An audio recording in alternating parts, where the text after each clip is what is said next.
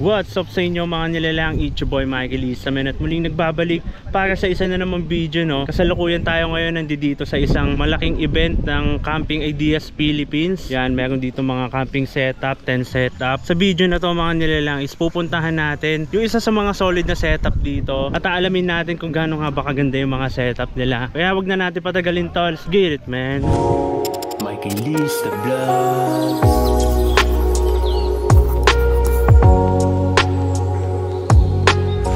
All goods mga nilalang, meron na naman tayo dito nakita na isa sa pinaka solid na setup dito sa Camping Tagpuan 3. Yan, so nakilala ko si sir, pwede niya tayong may-tour dito sa kanyang setup. Sir, magpakilala ka po. Ako nga pala si Mandy ng Black Campers PH, and ito ang aming setup. Bali, dito yung ang aming parang receiving area namin. So ito yung aming tarp na malaki. Para black dog po, no? Black dog, yes. Para mainit. Iwas sa init. And ito ang aming mga chairs. So medyo magulo lang. Opo, natural na po yan, sir. Tapos ito yung mga lights namin. So pag gabi na. And ito yung aming parang aming kitchen. Ito po yung pinaka kitchen, no? Lutuan. Ito naman ito yung... sir, may lamp kayo dito ng nature hike, no? Black din. Ayos. Nature hike ang aming lutuan. Then ayan, Helvetica yung aming grill. Table. Table. Na ibababa na itataas siya. So pwede siyang maging grill, pwede siyang maging lamesa. Tawag po namin yung Black Dog na graffiti yung text niya. Yung text. Ang trolley naman namin, meron kaming siyempre Insys Grenade by Black Trade. Kaming torch light, Black Trade again. Then meron akong spider stove, Black Trade again. May mga tour ako dyan na nagay ng mga utensils. So bali sir, ito halos sa Black Trade to, ano? Itong mga style na to, napaka solid ng gaganda. Lalo na itong ang tawag dito, grenade incense, no? Grenade incense. Solid. Then nandun naman yung aming mga tour na boxes na DBTK. Collaboration yan sir ng DBT? O kanila talaga yung tour? Collaboration po. Okay. Don't blame the kids. Opo. Dito yung mga in-install ko yung mga lights pag yung magbaback up na kami. Opo. Yan yung mga pangsangyup namin, pang-ihaw, anything na mga abubot. Opo. Yung mat namin is Black Dog. May chair kami rito, double chair siya. Pang dalawang tao sir, no? Parang bench. Ito ang aming power source, yung power station namin na Blue Yeti. Diyan kami nagcha-charge. Then dito naman, ito yung mga ginagamit namin ni Mrs. sa kitchen, mga utensils din dyan. Black Dog din at Black Dog din. Nice. Ito yung cooler namin na isa, lagay ng ice. Then Black Dog na cooler. Cooler din, lagay ng mga alakis, gano'n. Mga alak. Ito ang aming solar panel. Solar panel, Blue Yeti. Blue Yeti rin. Tapos ito yung aming bed, cot bed. Lang kami kasi mas masarap.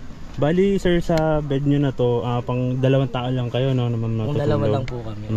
Kung sakali may bisita, pwede na sila dito sa ano nyo. Convertible naman to kasi nasasarado naman to. Okay. Black Dog Cinema 2. Nagiging parang 2 room siya. Opo. Pwede siyang another room itong ulit na to. Tapos meron din door doon sa likod ng tent. Pwede rin dumaan doon. So tagusan ng ventilation niya. Actually ito, ano rin to mesh to So Opo. presko siya. Dito naman, dito yung mga sabitan namin ng mga baso, mga takore. Ito yung aming trash bag. Nice. Trash bag din kami. Yan ang importante sa lahat sa camping. Maiwan mo na lahat, wag lang yung tapunan ng kalat. May tapunan din kami. Dito naman yung mga minerals namin, mga water. Sa side. Tapos ito yung katol din namin. So Okay. importante rin. Tama. Ito naman na aming shower tent. Shower tent. Anong tawag dito sir sa ano? Lagayan ng tubig po to, no? Ito yung pong portable shower namin na Movie Garden. Pressurized siya by foot pump. So every time na may tubig. May tubig kami rito. Panghugas, anything. So iigib ka lang ng tubig, no sir? Iigib ka lang. Ito 20 liters to eh. Dami na din. Madami na. Opo. Dito naman yung urinal namin. Kaya Everything naman in order naman kami dito. Opo. Halos kompleto na sir, no? Halos kompleto na sa setup si sir, from kitchen to dining to sleeping area. area. And then itong portable CR niya. Sir, matanong ko lang, no, kung di nyo po mamasamain, nasa magkano na po itong setup nyo, lahat-lahat ng mga ipinakita natin? Siguro abot na ng mga 200 I think siguro. 200,000. Mga 50 to 200. Goods na din, no, kasi kung ito naman talaga yung hilig mo at nagpapasaya sa'yo, 'di ba? All goods na kahit na gumastos ka, kahit na anong hirap mo sa trabaho, basta yung nagpapasaya sa'yo yung binibili mo, bakit hindi? Basta So, yun. komportable ka while you camping eh. Yun ang Opo, importante. Kasi yun. minsan kasama ko rin yung anak ko. Okay. So, kailangan kasi pwede reach yung mga needs ng namin. Oo, ng mga bata. Lahat kayo, no?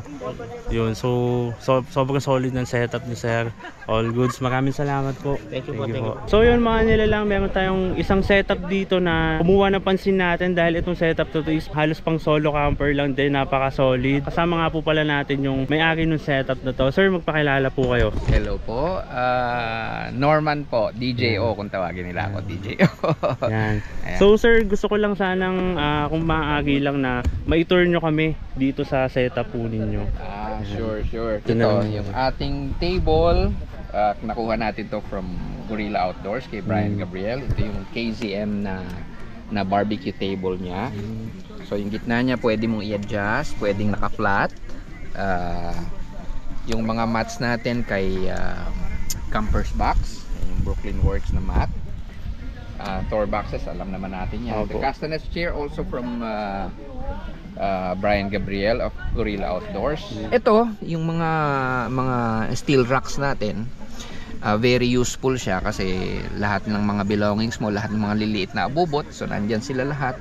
So binilan natin ng net, Bagong bag, net para bag. lahat ng mga, alam mo na, yung mga chichirya, abubot, dilata, canned goods, lahat. Diyan na siya lahat. Asan kaya mabibili ang sir rack na yan? Available naman siya sa Lazada, saka sa Shopee. O marami namang nagbebenta ng ganyan. So hindi siya mahirap hanapin. Ito naman yung black cot tent. Ito yung favorite ko na cot tent, lalo na pag solo camping kasi very easy ang setup. As in 5 minutes all setup.